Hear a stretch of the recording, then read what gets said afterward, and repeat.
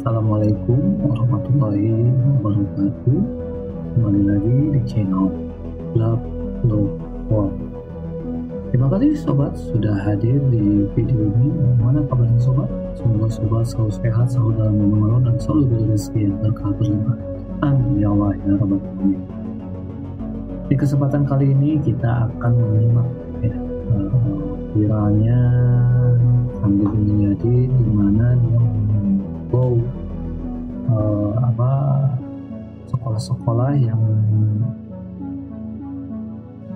menahan ijazah ya bagi siswa-siswanya. Dia ultimatum untuk segera memberikan ijazah-ijazah tersebut. Apa sih yang himbauan Kang Deddy sehingga bersuara untuk segera menyerahkan ijazah tersebut? Apa penyebabnya? Yuk kita simak video-video Kang Deddy berikut.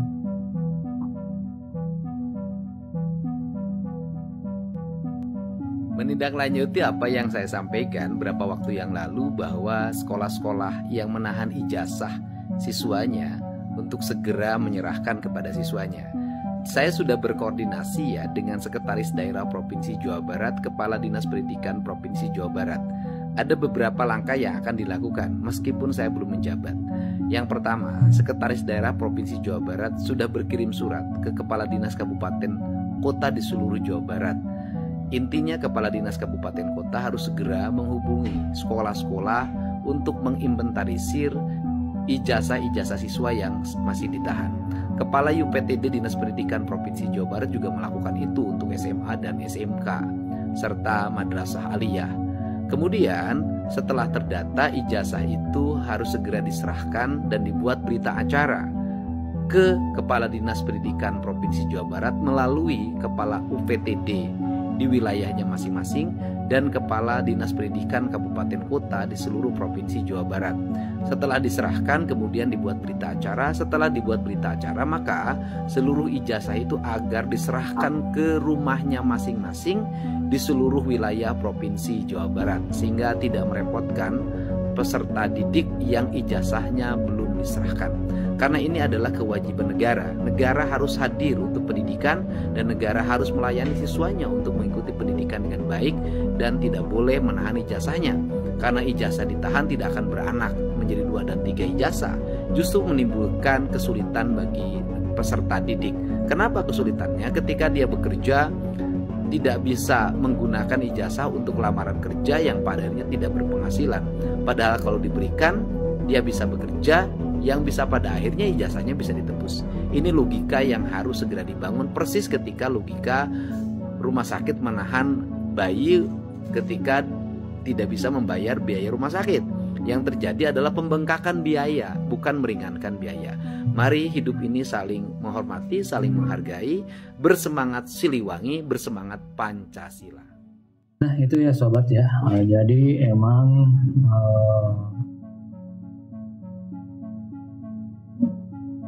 menghimbau para sekolah MA yang menahan ijazah murid-muridnya ya segera dikirim melalui berita acara, di mana kalau bisa langsung dikirim ke rumah-rumahnya.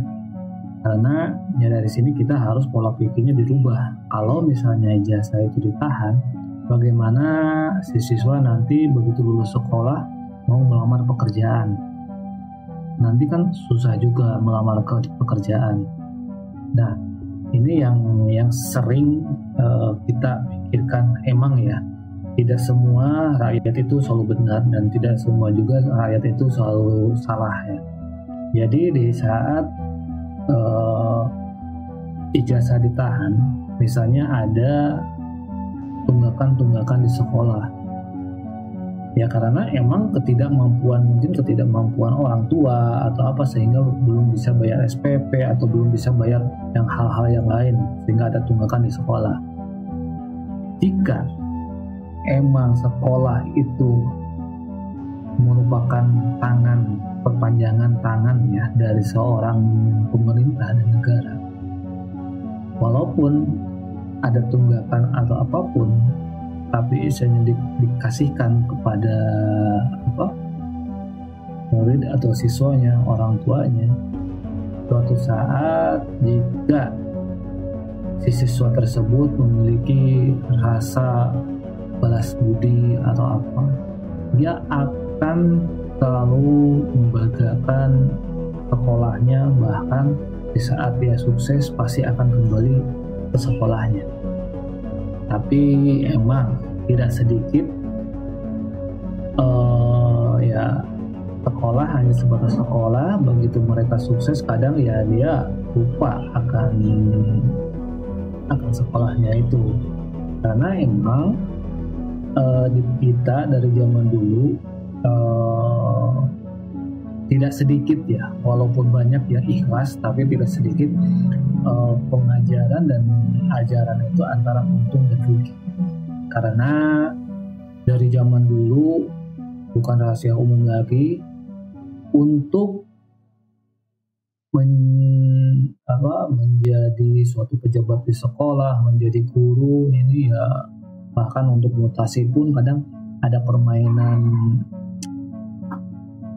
amplop dengan amplop ya, minta tanda tangan ini amplop, minta untuk mutasi ke sini kadang amplop. Jadi akhirnya ya untuk mengajar itu mereka nggak memikirkan tentang ini gimana nanti untung rugi, apakah ini nanti ini, padahal kan itu tidak secara langsung uang negara. Kalaupun misalnya emang nggak mampu, siswanya atau orang tuanya bicara dengan baik-baik, nggak perlu ada tahan-tahanan ijazah segala, arahkan lebih baik lagi, soalnya kan harus mendidik, namanya pendidikan, seharusnya mendidik bukan menghukum. Nah kayak gitulah, selalu di Indonesia itu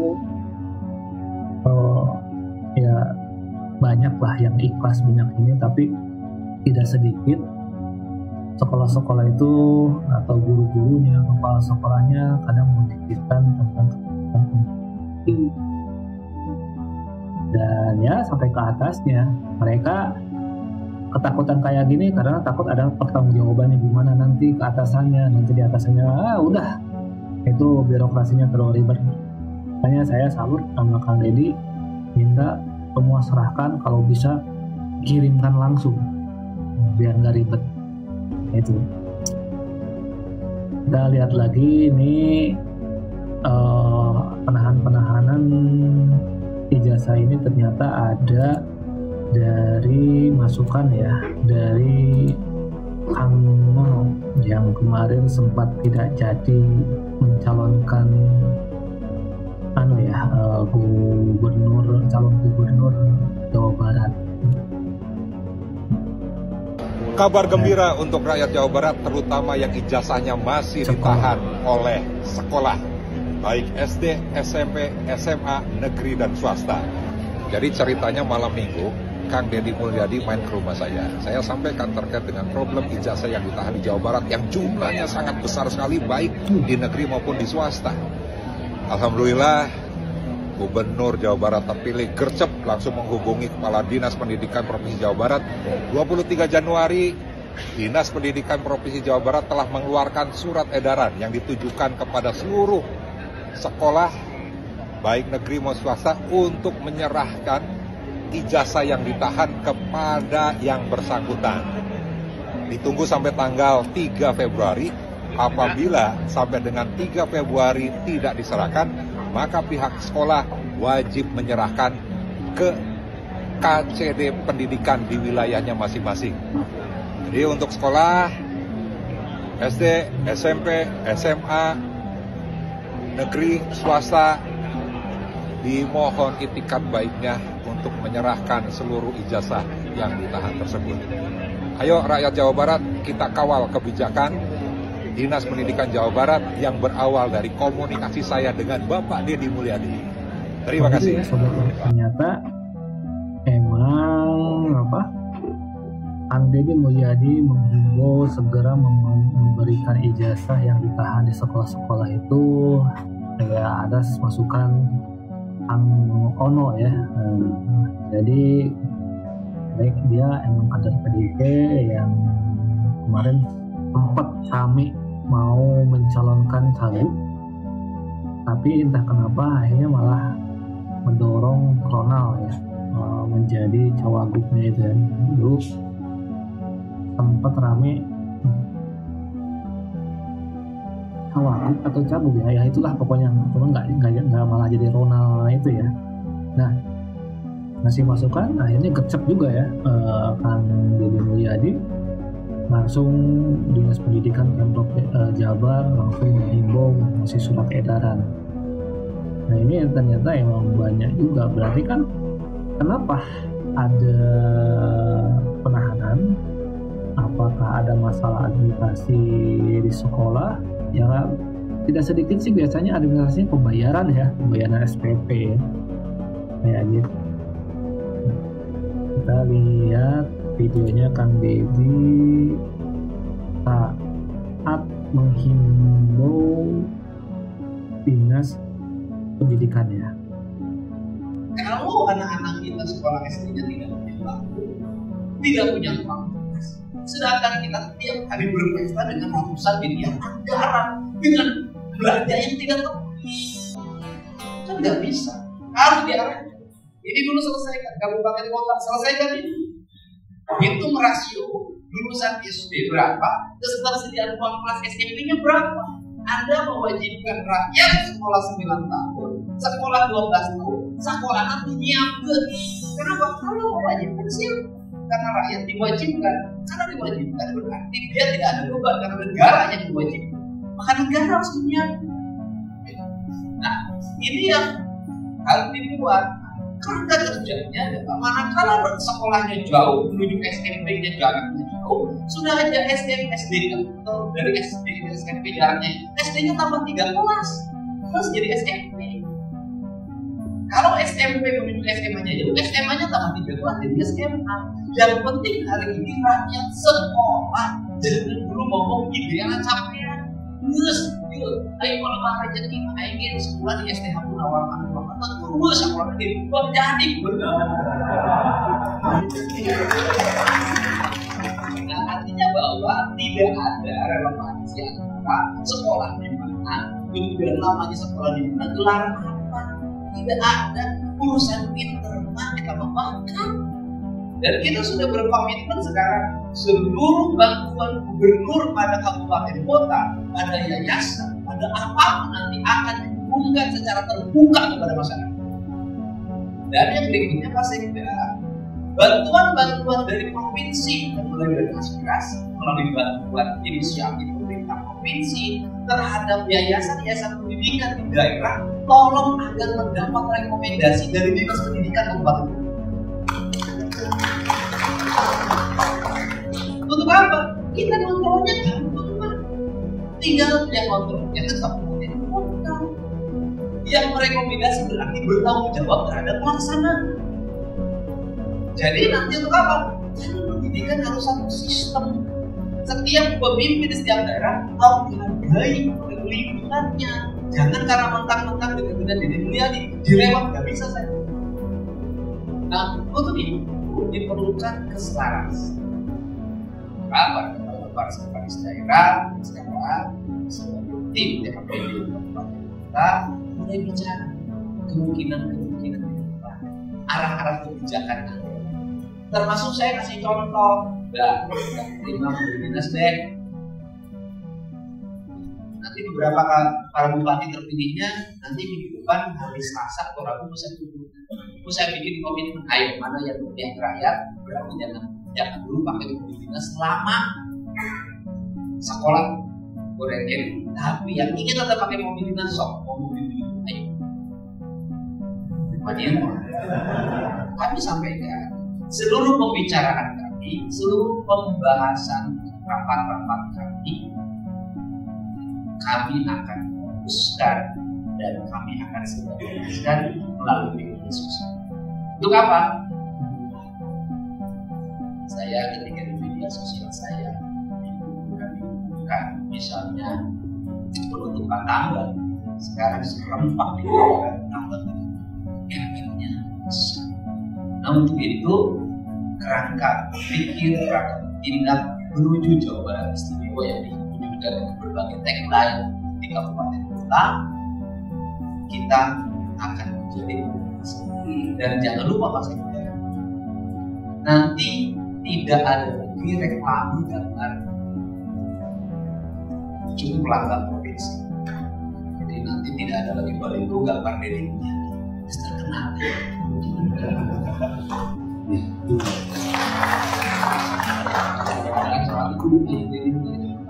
Kita ini fokus pada gambar orang, kita lupa pada lambang provinsi. Kita lupa pada gemah limpah PPK. Kita lupa pada tujuan semula dibangunnya sebuah kabupaten kota, habis oleh tagline yang dari waktu ke waktu sering berganti. Saya setuju.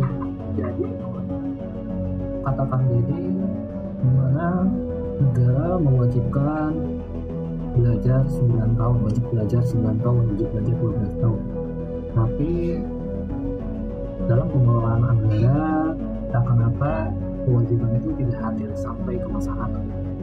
Ya ini tidak secara langsung permasalahan kenapa ada penahanan ijazah atau apa ya, karena merasa seakan-akan negara, bantuan dari negara untuk dunia pendidikan itu nggak ada. Itu seakan-akan yang milik pribadi. Hati-hati ya kan, mengelolanya. Dalam pengelolaan kelas juga tadi kan banyak yang kelasnya tidak kurang, sedangkan anggaran segini ya kurang tepat. Ya itu ya terjadinya manajemen. Makanya ini Kang Dede salut ya, bilang bahwa kalau misalnya pengelolaan di suatu kampung tidak SMP-nya jauh, ya udah bikin 3 kelas untuk SMP.